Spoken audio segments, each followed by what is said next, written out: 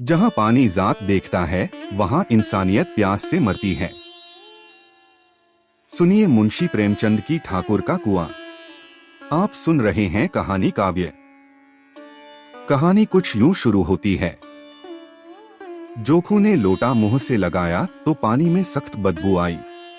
गंगी से बोला, यह कैसा पानी है, मारे बांस के पिया नहीं जाता। गला सूखा जा रहा है और तू सड़ा पानी पिलाए देती है। गंगी प्रतिदिन शाम पानी भर लिया करती थी। कुआं दूर था, बार बार जाना मुश्किल था। कल वह पानी लाई तो उसमें बू बिल्कुल न थी। आज पानी में बदबू कैसी। लोटा नाक से लगाया तो सचमुच बदबू थी। जरूर कोई जानवर कुएं में गिरकर मर गया होगा, मगर दूसरा पानी आवे कहां से। ठाकुर के कुएं पर कौन चढ़ने देगा। दूर से लोग डांट बताएंगे। साहू का कुआं गांव के उस सिरे पर है, परंतु वहां भी कौन पानी भरने देगा। कोई तीसरा कुआं गांव में है नहीं। जोखू कई दिन से बीमार है। कुछ देर तक तो प्यास रोके चुप पड़ा रहा, फिर बोला, अब तो मारे प्यास के रहा नहीं जाता। ला थोड़ा पानी नाक बंद करके पी लूं। गंगी ने पानी न दिया। खराब पानी से बीमारी बढ़ जाएगी इतना जानती थी, परंतु यह न जानती थी कि पानी को उबाल देने से उसकी खराबी जाती रहती है। बोली, यह पानी कैसे पियोगे, न जाने कौन जानवर मरा है। कुएं से मैं दूसरा पानी लाए देती हूँ। जोखू ने आश्चर्य से उसकी ओर देखा, पानी कहाँ से लाएंगे।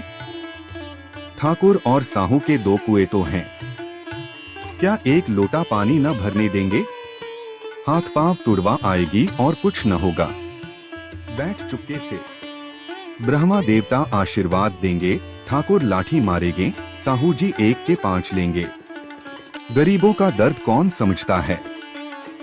हम तो मर भी जाते हैं तो कोई द्वार पर झांकने नहीं आता, कंधा देना तो बड़ी बात है। ऐसे लोग कुएं से पानी भरने देंगे। इन शब्दों में कड़वा सत्य था। गंगी क्या जवाब देती, किंतु उसने वह बदबूदार पानी पीने को न दिया। रात के 9 बजे थे। थके मांदे मजदूर तो सो चुके थे। ठाकुर के दरवाजे पर 10-5 बेफिक्रे जमा थे। मैदानी बहादुरी का तो अब न जमाना रहा है, न मौका। कानूनी बहादुरी की बातें हो रही थीं। कितनी होशियारी से ठाकुर ने थानेदार को एक खास मुकदमे में रिश्वत दी और साफ निकल गए। कितनी अक्लमंदी से एक मार्के के मुकदमे की नकल ले आए। नाजिर और मोहतमिम सभी कहते थे, नकल नहीं मिल सकती। कोई 50 मांगता, कोई 100। यहाँ बेपैसे कौड़ी नकल उड़ा दी। काम करने ढंग चाहिए। इसी समय गंगी कुएं से पानी लेने पहुंची। कुप्पी की धुंधली रोशनी कुएं पर आ रही थी। गंगी जगत की आड़ में बैठी मौके का इंतजार करने लगी। इस कुएं का पानी सारा गांव पीता है। किसी के लिए रोका नहीं, सिर्फ ये बदनसीब नहीं भर सकते। गंगी का विद्रोही दिल रिवाजी पाबंदियों और मजबूरियों पर चोटें करने लगा। हम क्यों नीच हैं और ये लोग क्यों ऊंच हैं। इसलिए कि ये लोग गले में तागा डाल लेते हैं। यहाँ तो जितने हैं एक से एक छंटे हैं। चोरी ये करें, जाल फरेब ये करें, झूठे मुकदमे ये करें। अभी इस ठाकुर ने तो उस दिन बेचारे गडरिये की भेड़ चुरा ली थी और बाद में मारकर खा गया। इन्हीं पंडित के घर में तो 12 मास जुआ होता है। यही साहू जी तो घी में तेल मिलाकर बेचते हैं। काम करा लेते हैं, मजूरी देते नानी मरती है। किस किस बात में हमसे ऊंचे हैं। हम गली गली चिल्लाते नहीं कि हम ऊंचे हैं, हम ऊंचे हैं। कभी गांव में आ जाती हूँ तो रस भरी आंख से देखने लगते हैं। जैसे सबकी छाती पर सांप लौटने लगता है, परंतु घमंड यह कि हम ऊंचे हैं। कुएं पर किसी के आने की आहट हुई। गंगी की छाती धक धक करने लगी। कहीं देख ले तो गजब हो जाए। एक लात भी तो नीचे न पड़े। उसने घड़ा और रस्सी उठा ली और झुककर चलती हुई एक वृक्ष के अंधेरे साये में जा खड़ी हुई। कब इन लोगों को दया आती है किसी पर। बेचारे महंगू को इतना मारा कि महीनों लहू ठूकता रहा। इसीलिए तो कि उसने बेगार न दी थी। इस पर ये लोग ऊंचे बनते हैं। कुएं पर स्त्रियां पानी भरने आई थी। इनमें बात हो रही थी। खाना खाने चले और हुक्म हुआ कि ताज़ा पानी भर लाओ। घड़े के लिए पैसे नहीं हैं।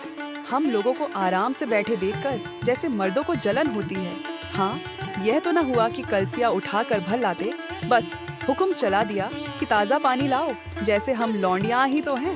लौंडियाँ नहीं तो और क्या हो तुम? रोटी कपड़ा नहीं पाती, 10-5 रुपए भी छीन झपट कर ले ही लेती हो। और लौंडियाँ कैसी होती हैं? मत लजाओ दीदी, छिन भर आराम करने को जी तरस कर रह जाता है। इतना काम किसी दूसरे के घर कर देती तो इससे कहीं आराम से रहती। ऊपर से वह एहसान मानता। यहाँ काम करते करते मर जाओ, पर किसी का मुंह ही सीधा नहीं होता। दोनों पानी भरकर चली गई तो गंगी वृक्ष की छाया से निकली और कुएं की जगत के पास आई। बेफिक्रे चले गए थे। ठाकुर भी दरवाजा बंद कर अंदर आंगन में सोने जा रहे थे। गंगी ने क्षणिक सुख की सांस ली।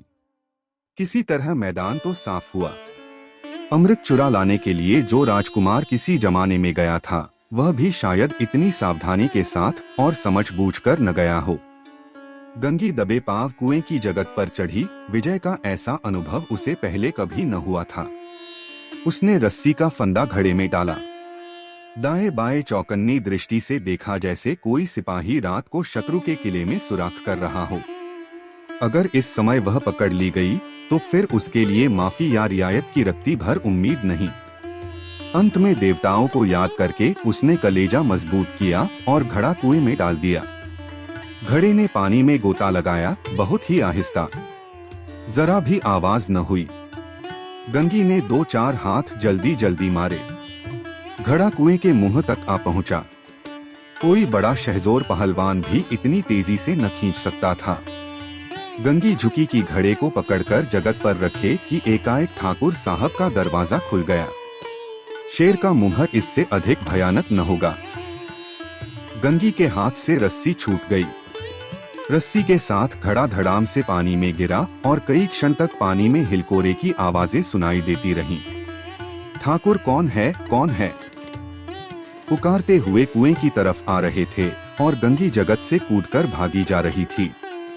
घर पहुंचकर देखा कि जोखू लोटा मुंह से लगाए वही मैला गंदा पानी पी रहा है। अभी आप सुन रहे थे कहानी काव्य। जब प्यास पानी से नहीं, समाज की सोच से बुझती हो, तब जन्म लेती है ठाकुर का कुआं जैसी कहानी। धन्यवाद।